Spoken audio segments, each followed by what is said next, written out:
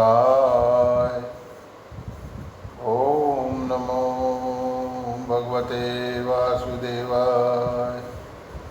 नारायणं नमस्कृत्यं नरं चैव नरोत्तमं देवी सरस्वती व्यासं ततो जयमुदीरयेत्। नष्टप्रायस्वभद्रेषु नित्यं भागवत सेवया। भगवदुत्तम श्लोके भक्तिर्भवति नैष्टिकी। कृष्णाय वासुदेवाय देवकी नंदनाय च नंदगोपकुमार गोविंदाय नमो नमः। श्री कृष्ण चैतन्य प्रभु नित्यानंद श्री अद्वैत गदाधर श्रीवासादि गौर भक्तवृंद।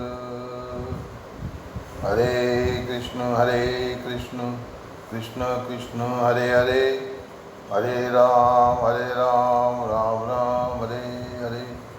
हरे कृष्ण कृष्ण कृष्ण हरे हरे, हरे राम राम राम हरे।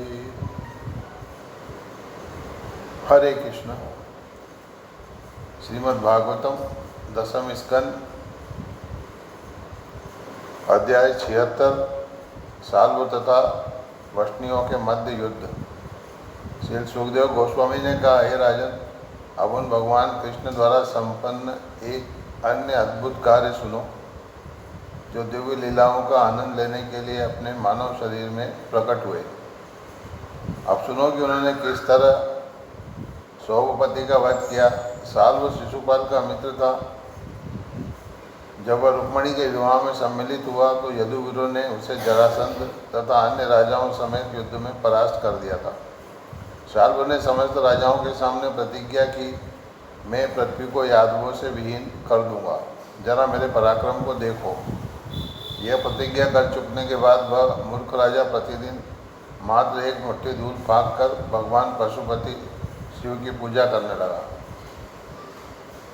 भगवान उमापति शीघ्र प्रसन्न होने वाले अर्थात आशुतोष कहलाते हैं।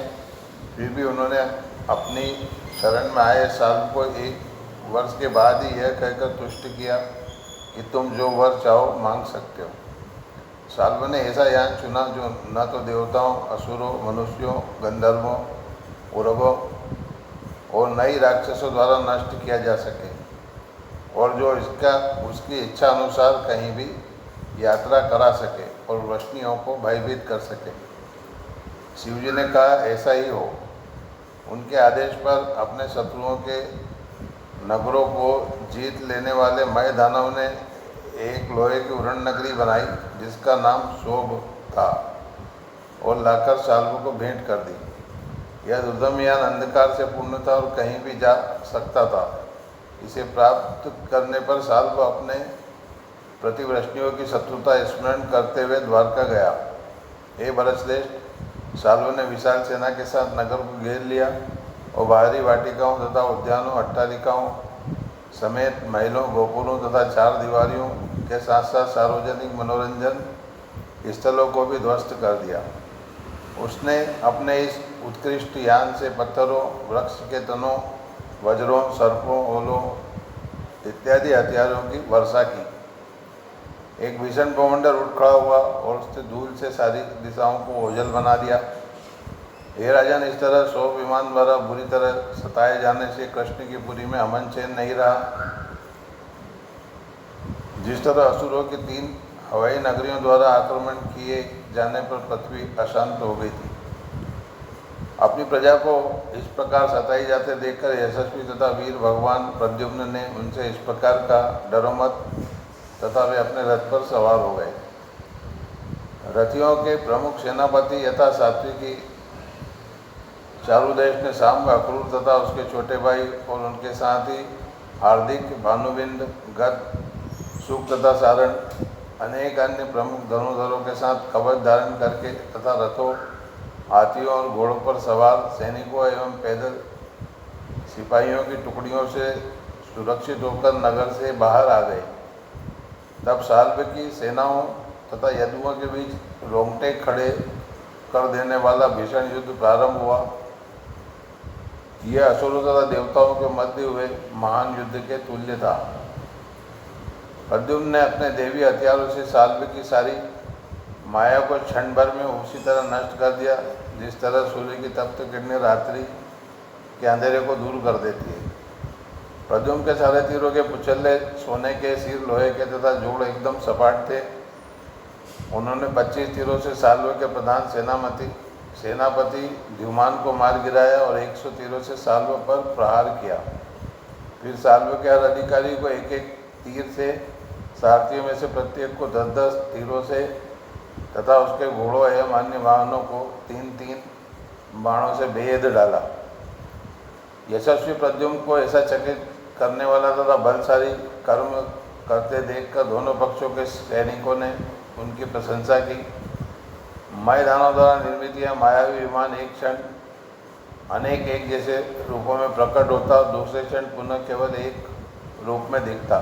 कभी यह दिखता और कभी नहीं दिखता था। इस तरह साल्व के विरोधी यह निश्चित नहीं कर पाते कि वह कहाँ है। एक क्षण से दूसरे क्षण में शोभ विमान पृथ्वी में, आकाश में, पर्वत की चोटी पर या जल में दिखता था।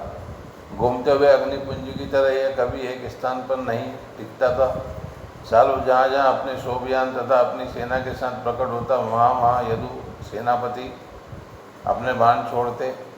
अपने शत्रु के बाणों से त्रस्त हो रही अपनी सेना को देखकर साल्व मोहग्रस्त हो गया, क्योंकि शत्रु के बाण अग्नि तथा सूर्य की तरह प्रहार कर रहे थे और सर्प विष की तरह असह्य हो रहे थे। चूँकि वष्णिकुल के वीरगण इस जगत में तथा अगले लोक में विजय पाने के लिए उत्सुक थे, इसलिए उन्होंने रणभूमि में अपने नियत स्थानों का परित्याग नहीं किया। यद्यपि साल्व के सेनापतियों द्वारा चलाए गए हथियारों की वर्षा से उन्हें त्रास हो रहा था। साल्व का मंत्री धूमान, जो इसके पूर्व भी श्री प्रद्युम्न द्वारा घायल कर दिया गया था, अब जोर से गरजता हुआ उनके पास आया और उसने उन पर काले इस्पात की बनी अपनी गदा से प्रहार किया। प्रद्युम्न के सारथी दारुक पुत्र ने सोचा कि उसके वीर स्वामी की छाती गदा से क्षत विक्षत हो चुकी है, अतः उसने अपने धार्मिक कर्तव्य को भली भांति जानते हुए प्रद्युम्न को युद्ध भूमि से हटा दिया। तुरंत ही होश आने पर भगवान कृष्ण के पुत्र प्रद्युम्न ने अपने सारथी से कहा, हे सारथी, यह निंदनीय है कि तुम मुझे युद्ध क्षेत्र से हटा लाए हो। मेरे अतिरिक्त यदुवंश के जन्म में किसी ने कभी युद्ध भूमि का परित्याग नहीं किया।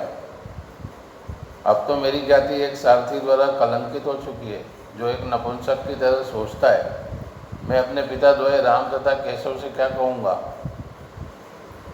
जब युद्ध से यूँ ही भागकर मैं उनके पास वापस जाऊँगा, मैं उनसे क्या कह पाऊँगा जो मेरी प्रतिष्ठा के अनुरूप हो?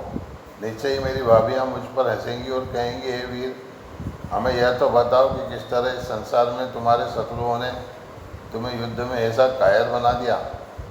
सारथी ने उत्तर दिया, हे दीर्घायु, मैंने अपने निर्दिष्ट कर्तव्य को अच्छी तरह जानते हुए ही ऐसा किया है। हे प्रभु, सारथी को चाहिए कि जब उसका स्वामी संकट में हो तो उसकी रक्षा करे, और स्वामी को भी चाहिए कि वह अपने सारथी की रक्षा करे। इस नियम को मन में रखते हुए मैंने आपको युद्ध स्थल से हटा लिया, क्योंकि आप अपने शत्रु की गदा से आहत होकर बेहोश हो गए थे और मैंने सोचा कि आप बुरी तरह से घायल हैं। इस प्रकार श्रीमद् भागवतम दशम स्कंद अध्याय 76 साल्व तथा वष्णियों के मध्य युद्ध नामक अध्याय के भक्ति वेदांत श्लोकार्थ पूर्ण हुए। हरे कृष्ण कृष्ण कृष्ण हरे हरे, हरे राम राम राम हरे हरे, हरे कृष्ण कृष्ण कृष्ण हरे हरे, हरे राम राम राम हरे हरे, हरे कृष्ण।